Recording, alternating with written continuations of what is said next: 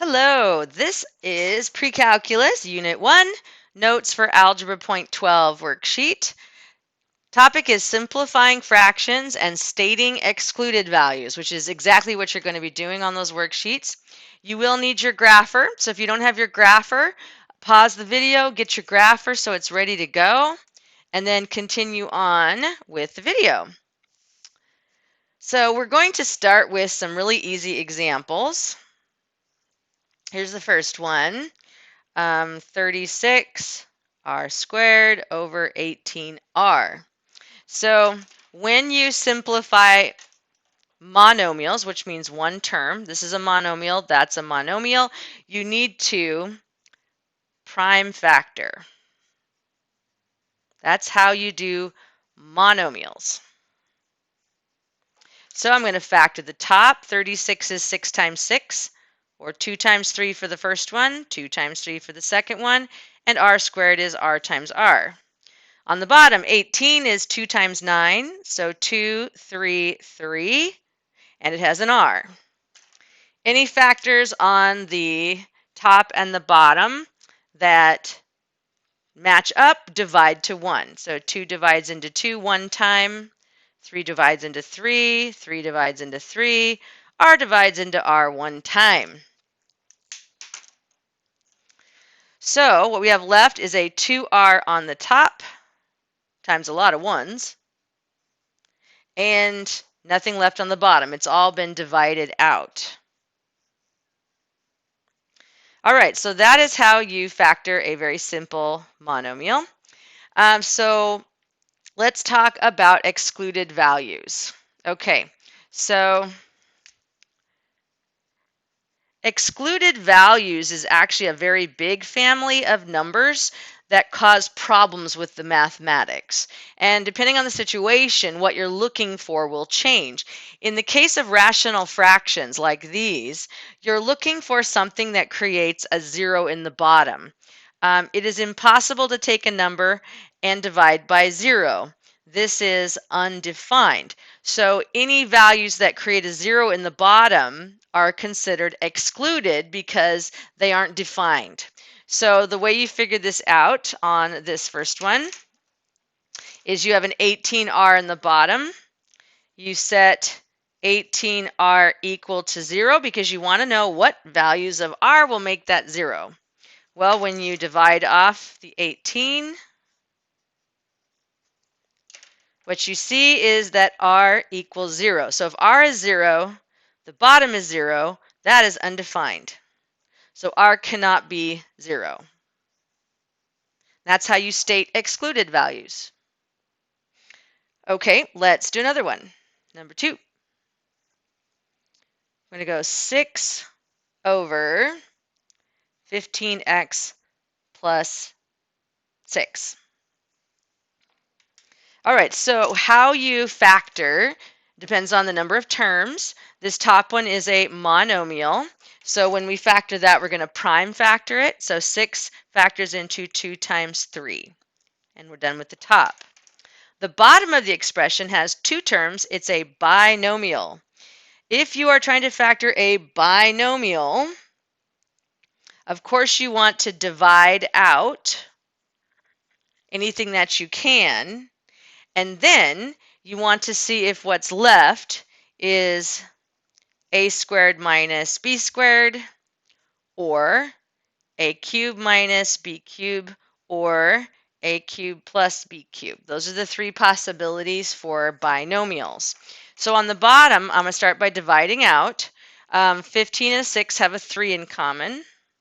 That gives me 5x plus 2. And 5x is not a perfect cube, so that's all we do with the bottom. So once you are completely factored, now we divide to 1. 3 divides into 3 one time. So our simplified equation is 2 over 5x plus 2. Now it is so tempting to want to cancel or divide out these two 2's, but you can't, because the top one is a monomial 2. The bottom one is inside of a binomial, and you can only divide out likes with likes. All right, so let's do the excluded values. Um, Go to the factored form before you simplify to do your excluded values, because sometimes when you divide out x's, you lose excluded values when you lose the x. So we're going to take this one right here, and we want to know what the excluded values are. So we're going to take 3 times 5x plus 2, set it equal to 0, and see what will make a 0 in the bottom. Well, if you remember from the last worksheet, once you're factored, you set each factor equal to 0 and solve. 3 isn't equal to 0, so that's not going to give us an excluded value. Here when we solve, we subtract 2, we get 5x equals negative 2, multiply by a fifth, and we get x equals negative 2/5. So our simplified equation is this, and our excluded values are x cannot be negative 2/5. That's the second part of the expression. All right, number 3. We're going to get a little more complicated. Number 3, we've got 5x squared plus 32x minus 21 all over 8x plus 56. Okay, the top of this is a trinomial. The bottom of this is a binomial. So just like with binomials, for trinomials, you start by dividing out anything they have in common. Well, 5 doesn't have anything in common with those, so we're good to go. After that, for trinomials, you do regular ABC factoring, which we've been practicing. So this thing factors, let's see, 5x squared can only be 5x times x. And we're looking for 32, so 7 and negative 3 are factors of 21. So if I go positive 7, we have 35 minus 3 is 32. Don't forget that rainbow check. On the bottom, I can divide an 8 out of both of those, and I'm left with x plus 7. All right, that is completely factored. So we can divide the x plus 7s to a 1, and we're left with 5x minus 3 over 8. And that is our simplified form. All right, let's do excluded values. Remember to do it before you cancel anything, but after you've completely factored. We're going to take the bottom, 8 times x plus 7, set it equal to 0, and we're looking for excluded values. All right, well, set 8 equal to 0, set x plus 7 equal to 0. 8 can't be 0, so we get no excluded values from that. If we subtract 7, we get x equals negative 7. That will create a 0 in the bottom. So x cannot be equal to negative 7. That is our excluded value. Okay. If you have more than one excluded value,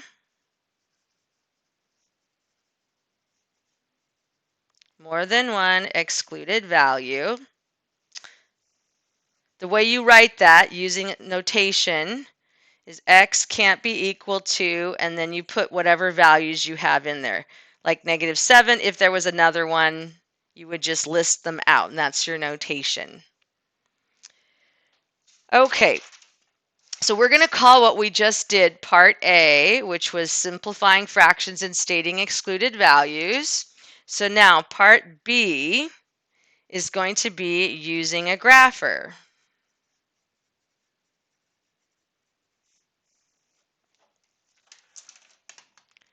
All right, the example we're going to work with is x squared plus x over x squared minus 3x. Now we're going to do this, we're going to simplify it algebraically and find the excluded values algebraically, and then we're going to see what that looks like on a grapher. So first thing you want to do is factor. This is a binomial, so divide out an x. You're left with x plus 1. That does not go any further.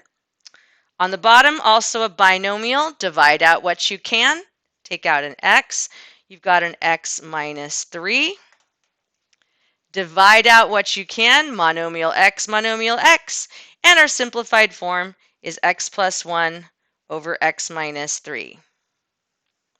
Now this is where it's really important that when you look for excluded values, don't use your answer, use the fully factored equation. So we're going to try this bottom part. We're going to set x times x minus 3 equal to 0 and see if we can find the excluded values. So solving this, we set x equal to 0. We set x minus 3 equal to 0. And then we're going to solve for x. There we go. So x equals 0 is excluded. Add 3, x equals 3 is excluded. So for excluded values, x cannot be equal to the set of 0 and 3. And that would be your excluded values. All right, so that's algebraic. That's what we've been working on. Now let's do this graphically.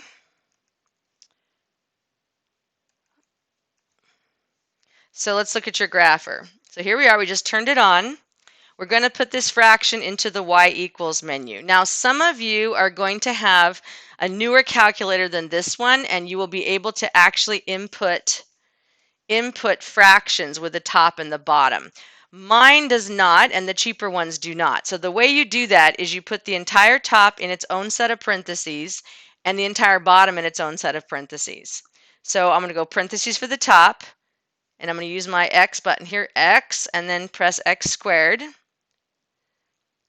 plus x, and then when you're done with the top, write parentheses, divided by, now we're going to do the bottom in its own set of parentheses. So left parenthesis, x, and then press the x squared button, minus 3x. Close it with parentheses.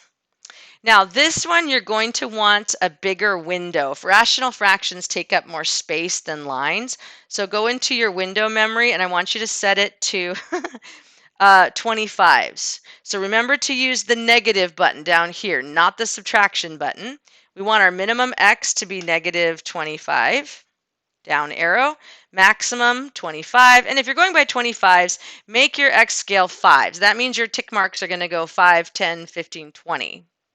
Same thing with y minimum, go negative 25 to positive 25, the scale of 5. Now press trace.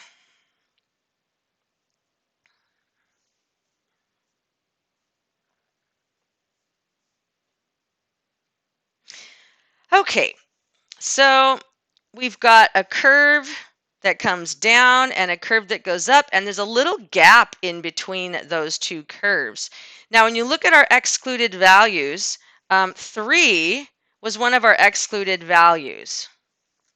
So that break is where the 3 would have been, except that it's excluded. It's undefined, so it's left off the graph. Now, if you direct input a 3 for x and push enter, it'll give you the y value. Notice that the y is blank. That's because it's undefined. So let's make a sketch of this. And again, this is a grapher sketch, so you draw your axes, give your window negative 25 to 25 by negative 25 to 25. You give the x range and the y range. And my curve, 1, 2, 3, right at a 3, there's no curve. So the way we draw that is we draw an asymptote, which is a line it doesn't cross, right at the 3, right at the excluded value. Why? Because x can't be equal to a 3. It's not possible. And we'll get more into the details of graphing these later, but basically it's going to come down by negative 1. It's going to come over, hit the negative 1, curve over, and then shoot infinitely close to that. This one will come down from above and it curves and gets infinitely close to the axis. And again, we'll go through the details of that later. I mainly just want you to be able to look at your grapher and know what you're seeing. So that asymptote is your excluded value, x equals 3. You go, wait, what about the 0? I don't see anything. You're right. Your grapher lies to you. It's one of the things that you learn early on is it doesn't show you everything. There looks like there's a graph at 0, doesn't it? That blue line goes right through that. But if I type in a 0 in the trace menu, hold on, I got to trace again. If I type in a 0, enter, look at that. Y is undefined. Now, this gap looks different than the other one. This is actually a graph hole. So this graph has a hole at x equals 0 right there, where there is no graph. You say, well, why is that one a hole and that one a line? If your 0 divides out, it's a hole. If your 0 does not divide out, then it's an asymptote. So that's what you're seeing on your grapher. And we'll deal a lot more with graphers later. They're very powerful, but as you can see, algebra is always superior to graphical method because algebra speaks the truth, the graph lies. All right, that's everything for today. Actually, I think I'm going to add one little section onto this today. I made a note to myself that quadnomials might need to be covered. So we're going to really quick do quadnomials. So this is C. Quadnomials. Just to remind you how to factor them. For example, 2ry minus 4r plus xy minus 2x. So when you do a quadnomial, of course you divide out if you can. That has not changed. And then the type of factoring is factor by grouping. Well, it's obvious there's nothing in common with all four things. So when you factor by grouping, you designate your pairs and you divide out what you can from each pair. So I can take a 2 and an r out of both of those, and I'm left with y minus 2. And I tell people to leave that part blank. Out of these two, you can take out an x. That leaves you with y minus 2. Now that x happens to be a positive x.